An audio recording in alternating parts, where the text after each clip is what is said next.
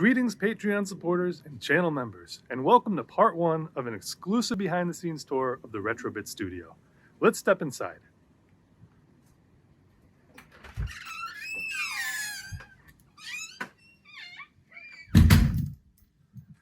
Now, today we're going to take a look at how the sausage is made. So, if you don't want to break the YouTube illusion, click away now because, spoiler alert, the Retrobit Studio is my living room.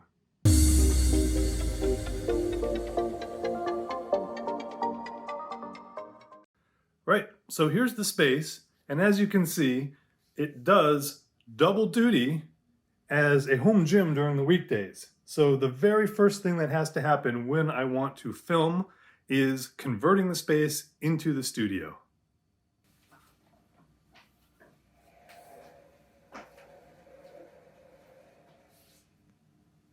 Now, as you can see, the space is open on two sides, and with the removal of the carpet and the installation of hardwood, it got very echoey in here. So this gym mat does double duty, one for workouts and the other to help block and absorb some of that noise so the echo isn't quite as bad.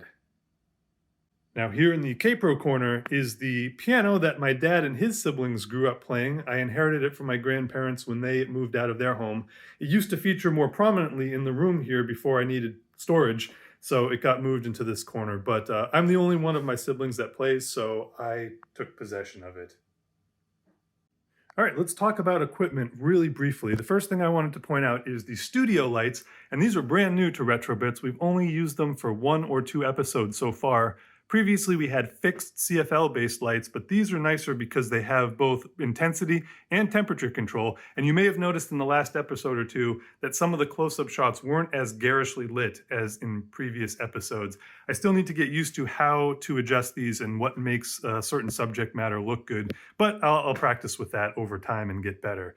So that's the cool thing about the new lights there. And then here is the camera that I use, and this is Canon EOS M50. It is a basic entry-level vlogging camera. It can do 1080p and it can do 4K at 30 frames a second. It is not adjustable in terms of the shutter speed beyond increments of 10 or 15, so it's really hard to dial in filming a CRT, for example, but it does get the job done and it's served me well for the last 2.5 years.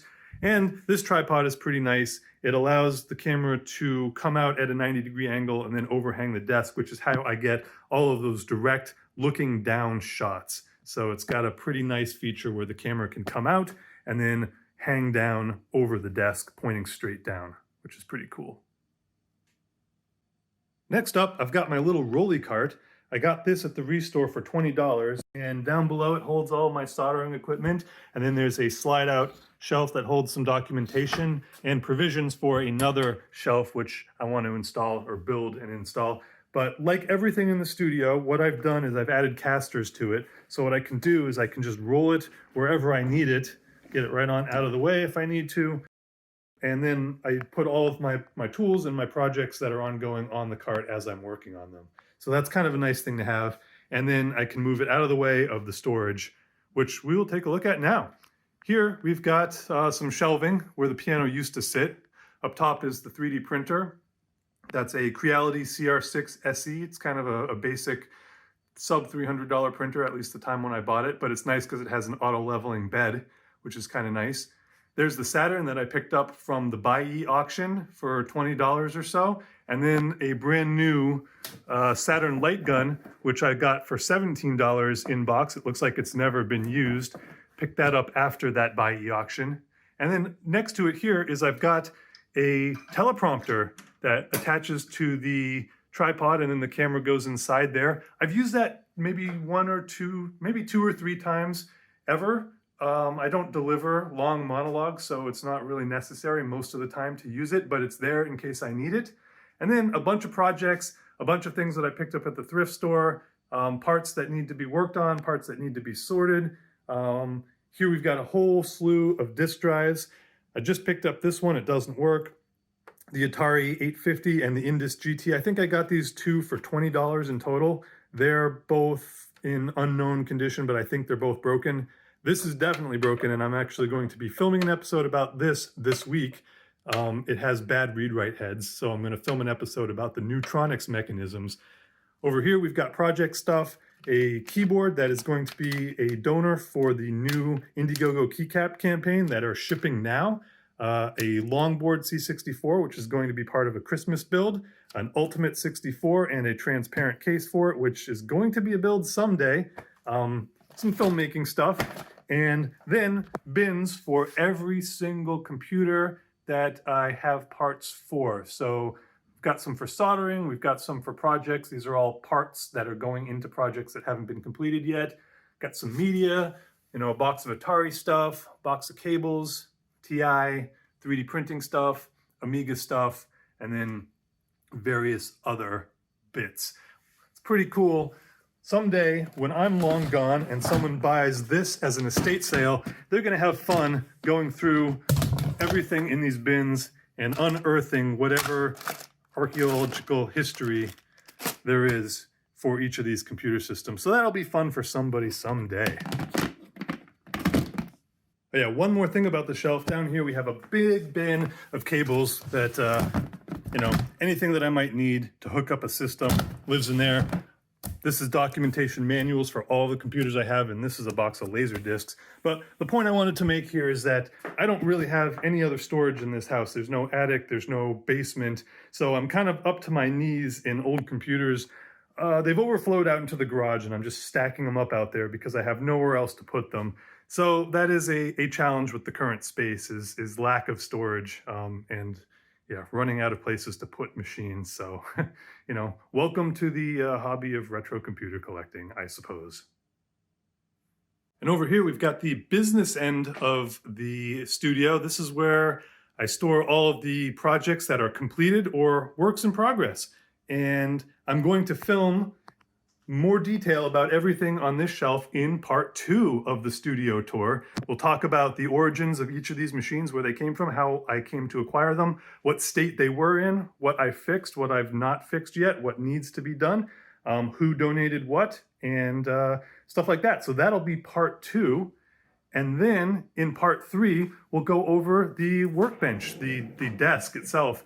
This was a flat pack piece of furniture that I bought from Amazon. Then I extended it with additional tiers in order to hold 6 different machines.